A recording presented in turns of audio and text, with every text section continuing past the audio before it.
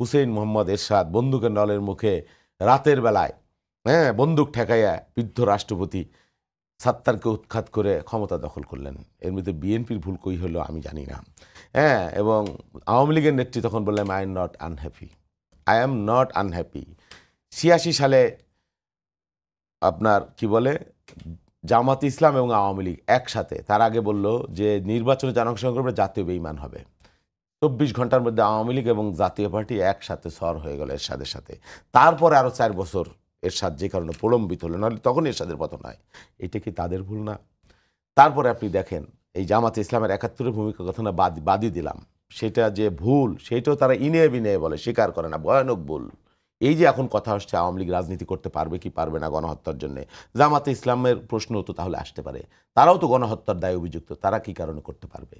সময় যদি বদলে যায়, বাতাস যদি বদলে যায়, ইতিহাস তো কাউকে বদলায় না, ইতিহাস তো কাউকে ক্ষমা করে না, ইতিহাস তো মানুষ ভুলে যায় না। বিএনপি তো গণহত্যার ইতিহাস নাই। বিএনপি ওই যে বললো ৯৬ সালে বিএনপি ভুল করেছে, হতে পারে বিএনপির একটা বয়স, কার বয়স না বাড়াইছে বিচারপতিদের সবার, হ্যাঁ তাও ধরে নিলাম বিএনপি সব ভালো করছে আমি বলি না, কিন্তু বিএনপি ফ্যাসিস্ট শাসন কখনো কায়েম করে নাই, বারবার ক্ষমতায় ছিল। বিএনপি কখনো গণহত্যা করে নাই। বিএনপি মুক্তিযুদ্ধের বিরোধী ভূমিকা পালন করে না। এই কলঙ্ক বিএনপিকে কেউ দিতে পারবে না। ৯৬ সালে আমরা যদি ভুল করেও থাকি, ভুল আমরা সংশোধন করেছি জাতির বৃহত্তর স্বার্থে। আমরা কেয়ারটেকার সরকারের একটা অঙ্গ যদি হানি করে থাকি, ধরে নিলাম আওয়ামী লীগ এসে পুরো গলা কেটে ফেললো, তারা যে ভুল করলো সেটা কি ভুল না?